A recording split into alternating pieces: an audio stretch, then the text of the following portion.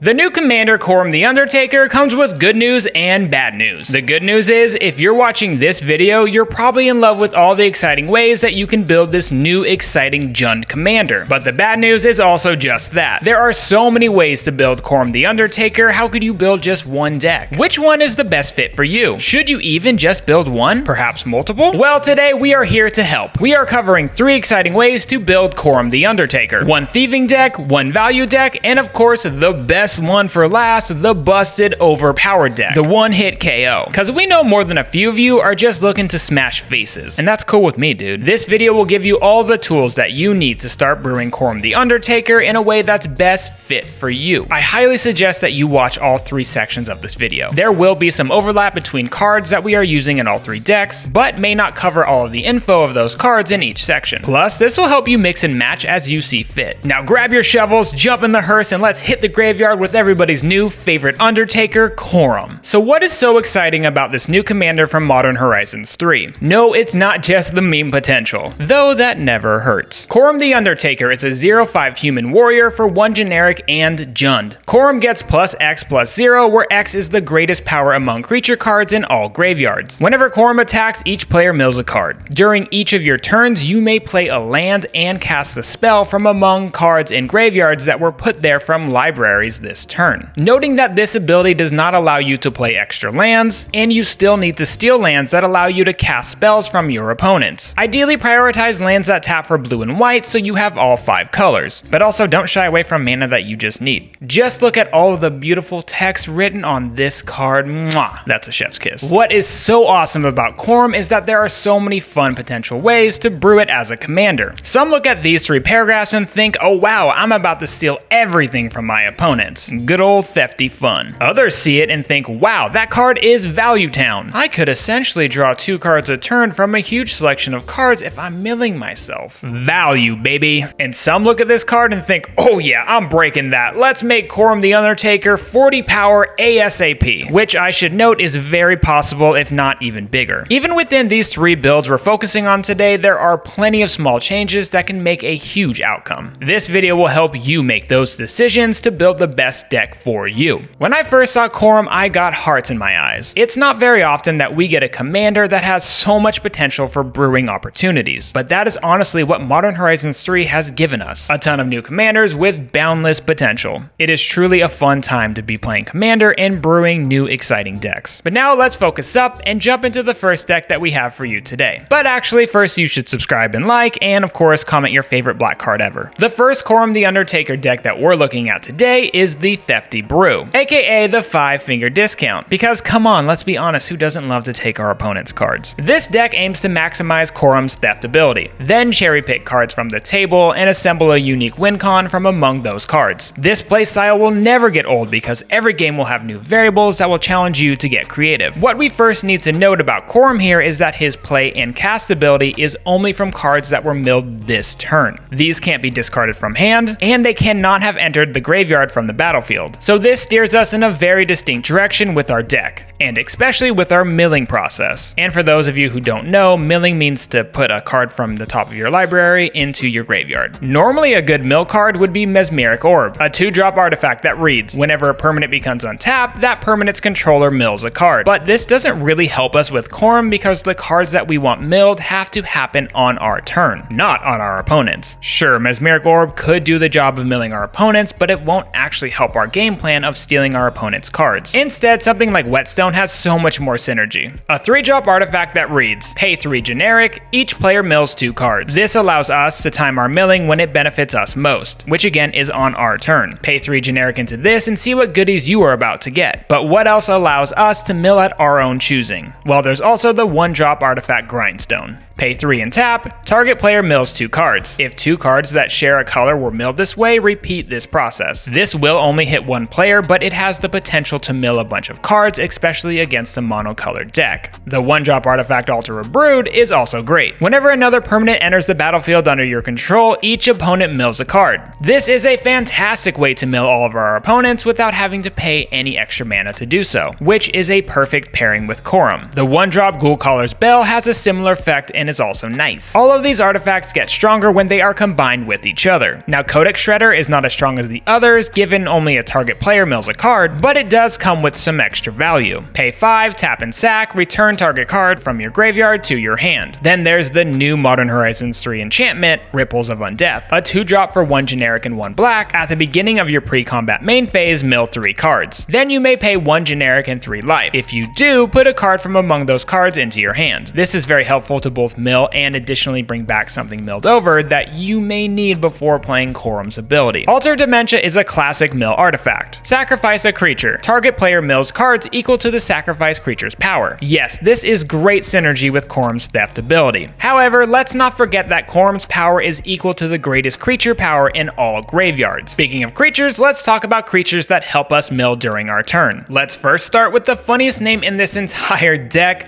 Flirting Gorilla. But it's actually Flittering Gorilla. Flittering Gorilla? Lame. Flittering Gorilla is a 2/2 fairy rogue for 2 generic and 1 black. When it dies, each player mills 2 cards. This is one of a number of creatures that will mill our opponents when they die. Now similar are these 3 cards. Nyx Weaver has a mill 2 trigger for us at our upkeep. Coma's Faithful has a die trigger that has everyone mill 3 cards. And very similar to that card is Return Reveler with the same die trigger. The mill ability on a creature is nice, but let's check out our dredge creatures. They're fantastic for helping us find our goodies. For example, with the classic Stinkweed Imp. It's a 1/2 for 2 generic and 1 black. It has flying, and whenever it deals combat damage to a creature, destroy that creature. The best part of this card is that it has Dredge 5. If you would draw a card, you may mill 5 cards instead. If you do, return this card from your graveyard to hand. Now getting Stinkyweed to the graveyard ASAP is strong in any self-mill deck running it. Yes, I called it Stinkyweed, get over it. Now once Stinkweed Imp is in your graveyard, it is important that you prioritize this for your turn to synergize with Coram. Knowing when to mill to dredge versus draw is something that will take some time to learn, and it's all dependent on what you're up against, or if you're looking to draw something specific and have it in your hand versus your graveyard. It's important to remember that Coram only lets you play 1 milled spell and 1 milled land a turn, so if you're planning on playing cards that you dredge, then that will limit the amount of your opponent's cards you can play off Coram's ability. Another dredge creature is Golgari Grave Troll, but this time with Dredge 6. It enters the battlefield with a +1/+1 counter on it for each creature card in your graveyard, and for 1 generic, remove a +1/+1 counter from it to regenerate it. Lots of great value here, and probably why it's banned in Modern. More dredge is Golgari Thug, plus it has some extra recursion when it dies. Another great mill card is Necron Deathmark from the Warhammer set. It has flash, and when it enters the battlefield, destroy up to 1 target creature, and target player mills 3 cards. The flash part is great if you need to use it for removal, but again, remember that the mill is most effective when it is on your turn. We're also running the GOAT of Mono Black mill, Sir Conrad the Grim, a legendary human knight 5/4 for 3 generic and 3 black. Whenever another creature dies, or a creature card is put into the graveyard from anywhere other than the battlefield, or a creature card leaves your graveyard, Sir Conrad the Grim deals 1 damage to each opponent. And for 1 generic and 1 black, each player mills a card. Now Sir Conrad is not only a great option for milling our opponents, but it's also a fantastic win condition as we mill and cast things from all graveyards. Mindrack Harpy is a perfect synergy with Coram, a 3/2 flyer for 3 generic and 1 black. At the beginning of combat on your turn, each player mills 3 cards. This is so much better than an attack trigger. It's awesome that this ability is on a creature so we can reanimate it if need be. But now Extractor Demon can get out of control very easily. Its main ability is whenever another creature leaves the battlefield, you may have target player mill 2 cards. Pair this with a sack outlet and you'll get cooking. Now an interesting card is Kaga Shadow Arc Druid. It does have a mill attack trigger, but what's more important is that it has a mini Coram ability. Once during each of your turns, you may play a land or cast a permanent spell from among cards in your graveyard that were put there from your library this turn. So with Coram, this allows us to play cards from our own graveyard in addition to playing cards from our opponents. And again, this does not allow you to play additional lands, just your land drops for the turn. Something that's worth calling out is that once a player is removed from the game, they take any permanents that you stole with them for good. But milling is only one step of this deck. Step 2 being theft. We also have so many additional ways to steal things that are not attached to our dude Coram. Gonti, Lord of Luxury, is the GOAT of theft commanders, a 2/3 Death Toucher for 2 generic and 2 black. When Gonti enters the battlefield, look at the top 4 cards of target opponent's library, exile one of them face down, and put the rest on the bottom of their library in random order. You may cast cards for as long as it remains exiled, and mana of any type can be spent to cast that spell. Find ways to reanimate Gonti over and over again, and that ETB will stack up a pile of cards that you can cast from your opponents, and as it were any mana mana to cast. Robber of the Rich can steal a card if it attacks a player with more cards in their hand than you. You don't even have to play that card in the same turn, you can play that card anytime you attack with a rogue. Now Valki, God of Lies, is an interesting multi-facing planeswalker card. There is a ton of text written on this card, but what is most important is the planeswalker side. As it enters the battlefield, you get an emblem with. You may play cards exiled with Tybalt, and you may spend mana as though it were any mana to cast those spells. And each uptick and downtick gives you a plethora of options to exile libraries, creatures, artifacts, and even graveyards. Grenzo Havoc Razor has a triggered ability when any creature you control does combat damage to a player. Choose one. Go target creature that player controls, or exile the top card of that player's library. Until end of turn, you may cast that card, and you may spend mana as though it were mana of any color to cast that spell. Now that's some pretty good value. Arvinox the Mind Flayer is not a creature unless you control 3 or more permanents you don't own, but reaching that threshold will not be hard for us. At the beginning of your end step, exile the bottom card of each opponent's library face down. For as long as those cards remain exiled, you may look at them. You may cast permanent spells from among them, and you may spend mana as though it were mana of any color to cast those spells. I really love this card because it's from the bottom and not from the top. It kind of feels like a less evil way to steal things from your opponents, kind of like taking from their 401k versus their checking account. Now Author of Shadows also has a fun little twist on it. When it enters the battlefield, exile all opponents' graveyards. You know where this is going. Choose a non-land card exiled this way. You may cast that card for as long as it remains exiled, and of course you may spend mana as though it were any mana to cast that spell. Yeah, it's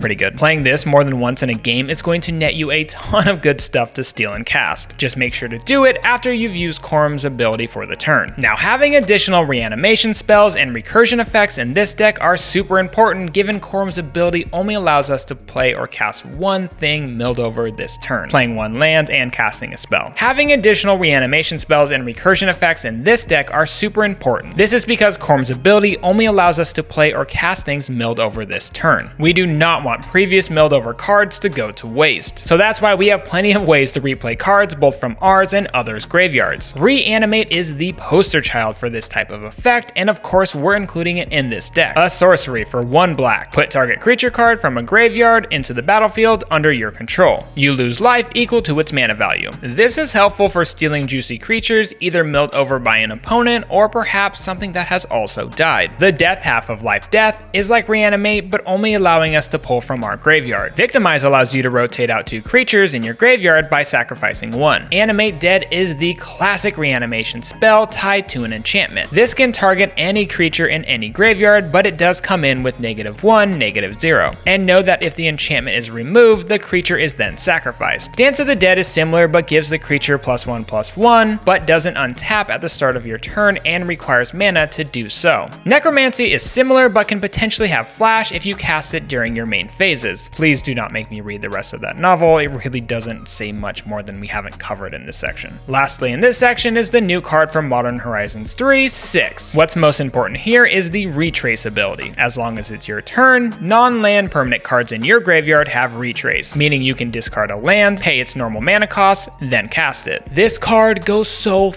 hard. Lastly, a card to point out is the new Land Shifting Woodlands. If you have 4 or more card types in your graveyard, you may pay 2 generic and 2 green, and have it become a copy of target permanent in your graveyard. And even if it does get destroyed when it's a creature, we have plenty of ways to recur our lands from the graveyard, like with cards such as Life of the Loam, Eternal Witness, and World Shaper. Again, all of these reanimation spells and recursion effects help us continually get value on later turns. There is no need to stress about what you use Coram's ability on that turn, because your recursion effects will help you still be able to steal stuff whenever your opponent mills a card over. Now let's talk about how to pilot this deck. The goal of this deck is to win with your opponent's cards. That can be absolutely be done by making Coram massive from a big creature in your opponent's graveyards. However, that is not the aim of this deck. This deck is optimized to force your opponents to mill and getting to play their best stuff. The fun part about this deck is that it allows you to cherry pick all the best at the table and use those cards to assemble a win con. Each game is going to be a challenge given you may not know exactly what your opponents have. Or if you have a regular pod, you may know exactly what you're looking for. But who would enjoy this deck? If you're looking for a new playstyle that allows you to adapt to different pods, then you will love this deck. The goal of this deck is to play your opponent's cards, and it's fun to have a fresh batch of new cards each turn to choose from. It's almost like if somebody asks you, hey, which deck you're playing? And then you reply back, hey, I'm playing your deck. However, if you have a hard time or are shy about touching other people's cards, then this deck will not be for you. Or perhaps you do not want to worry about how to understand other people's cards. Then this deck would not be suited for you. But perhaps the next deck will. Next, we have the self-mill value Coram Brew. This deck can benefit from the theft ability we saw in the previous one, but it does not double down on it. Instead, we are focusing on maximizing value from every card that is in our own deck, focusing more on our graveyard instead of others, leveraging a strong collection of ETB effects on our creatures and card advantage spells. And this one has a bit more recursion as well, allowing us to use these cards over and over again. Overall, this deck has a playstyle that is a bit more linear than the previous theft deck. The goal of this deck is to always make sure we have plenty of cards we can play and things to do to get ahead. It leverages graveyard synergies, outvalues its opponents, and sets itself up for a couple of options to win big. The key difference in this deck can be broken down in how we are using our mill effects. We are not using the same mill artifacts from the first deck. Instead, we are focusing more on cards that will specifically mill ourselves efficiently. We still have all of our dredge creatures, but we also have a bunch of other self-mill creature options. So let's look at the mill cards that we are including in this deck. Instead of using a card like Whetstone, we are using Perpetual Timepiece. This is focusing on milling ourselves while also giving us some flexibility, because you may pay 2 generic, exile it, shuffle any number of target cards from your graveyard into your library. This ability offers us flexibility to respond to graveyard hate or refill our deck a bit if we're getting a little too close to decking ourselves out. Again, we want as much value as possible. Stitcher's Supplier is a 1/1 mill creature for 1 black. It provides us great mill value when it enters the battlefield and when it dies. We can also use a card like Aftermath Analysis to mill, but also to mass reanimate all of our lands in our graveyard. Tato Farmer is a 1/4 zombie mutant peasant for 2 generic and 1 green. Whenever a land enters the battlefield under your control, you may get 2 rad counters. These rad counters allow us to mill after our upkeep, which can provide some excellent value, and these synergize very well with Coram. And additionally, you can tap it and put target land card in a graveyard that was milled this turn into the battlefield under your control tapped. Noting that this is a ramp effect and does not count for your land per turn, and it can also take a land that your opponent's milled. We are running the same Dredge All-Stars as the theft deck: Golgari Thug, Stinkweed Imp, and Golgari Grave Troll. And to pair with our mill effects, we have plenty of recursion effects on our creatures. Honest Rutstein is a 3/2 human warlock for 1 generic, 1 black, and 1 green. When it enters the battlefield, return target creature card from your graveyard to your hand. This card sums up exactly what type of value we want to be doing: recurring creatures we milled over and reducing costs for casting those creatures. We have both Eternal Witness and Timeless Witness to help us return any card from our graveyard to hand. And we have 6 also in this deck because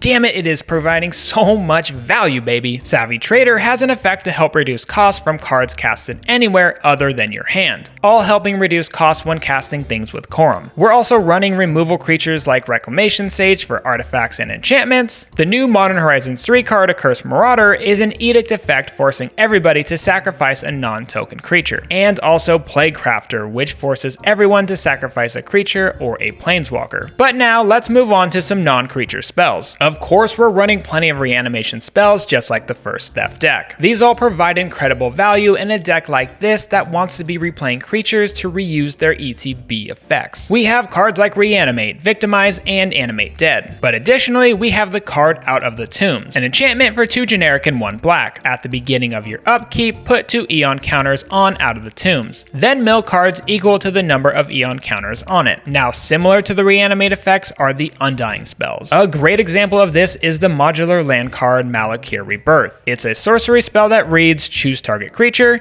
you lose 2 life, until end of turn, that creature gains. When this creature dies, return it to the battlefield tapped under its owner's control. This is a great way to get an extra ETB on creatures if they are going to die. A really fun card that we want to call out is Bygone Marvels, a card that has the potential to provide a ton of value for us. It has Descend 8. When you cast this spell, if there are 8 or more permanent cards in your graveyard, copy this spell twice. You may choose new targets for the copies. Return target permanent card from your graveyard graveyard to your hand. Exile Bygone Marvels. Now it can make copies of itself that target what the original card targeted, fizzling the original one and preventing it from getting exiled in case you want to get it back with another reoccursion effect. Pretty busted and amazing in this deck. Now that we've talked so much about the value in this deck, let's talk about how we pilot all of it. The goal of this deck is to use Coram as a way to mill ourselves, use our graveyards as an extension of our hand, leverage our creatures to outperform our opponents, and set up a payoff when we've taken control of the board. Now when the time is right to strike, we have a couple of options to win. A more obvious one is going to be by replaying Great Merchant, aka Gary, draining our opponents and gaining life in return. Gary is great in any deck that has recursion, reanimation, and access to undying effects. Depending on your board state, even just replaying Gary an extra time could win it for you in the late game. Golgari Grave Troll could easily become a big beater if you clear the path with all your removal from your creature ETBs. And never underestimate the power of commander damage with Coram. Our highest power in this deck is only 6, but you never know the big creatures your opponents could end up with in their graveyards. But who would enjoy playing this deck? Anyone who loves to have flexibility in their playstyle but doesn't want to rely on knowing all of your opponent's cards. If you want a deck that is fairly easy to pilot and has plenty of options to answer what your opponents are doing, then you will love this deck. Now you would not enjoy this deck if you just want to beat people down with a big old honkin' monster. However, if you are that type of player, then the next deck is your new soulmate. This deck is the most straightforward out of all 3 of these decks. The goal of this deck is to focus on Coram's first ability. Coram the Undertaker gets +X/+0, where X is the greatest power among creature cards in all graveyards. Now we could pray that our opponents mill over a big beefy boy, however our deck wants to take matters into its own hands. This deck is putting the biggest possible power in our own graveyard and then smacking our opponents with Coram. Give Coram Trample and you won't need much more than 20 power to win this game quickly. Make him unblockable, then all you need is 21 power. I know the question you're already asking yourself is how big can we make Coram? Let's find that out and talk about the creatures in our deck. Now we could play a static powered creature like Yargle Mlatani, but hear me out when I say that that is actually a pretty weak move. How, you might ask? Well, we need to introduce you to some asterisks. Instead of Yargle Mlatani, we just want Multani. Multani, Morrow Sorcerer's power and toughness are equal to the total number of cards in all players' hands. Right away, we need to note that the asterisk symbol is not just activated when it's on the battlefield. It still works while it's in the graveyard, so the chances of this card making Coram a 21 powered commander are pretty high. But can we get bigger? Coiling Woodworm's power is equal to the number of forests on the battlefield. This is especially strong when we have a Yavimaya, Cradle of Growth in play. Now Lurgoy's power is equal to the number of creature cards in all graveyards. Alright, we might be getting somewhere here, but Apocalypse Demon's power is equal to the number of cards in your graveyard. Now this could get quickly out of control the more that we mill ourselves, which we are planning to do. This is all great, but there is one card in particular that beats out all of these, and that, my friends, is Lord of Extinction. Lord of Extinction's power and toughness are each equal to the number of cards in all graveyards. Given we will be milling everybody at the table with several of our own mill effects, this card can get completely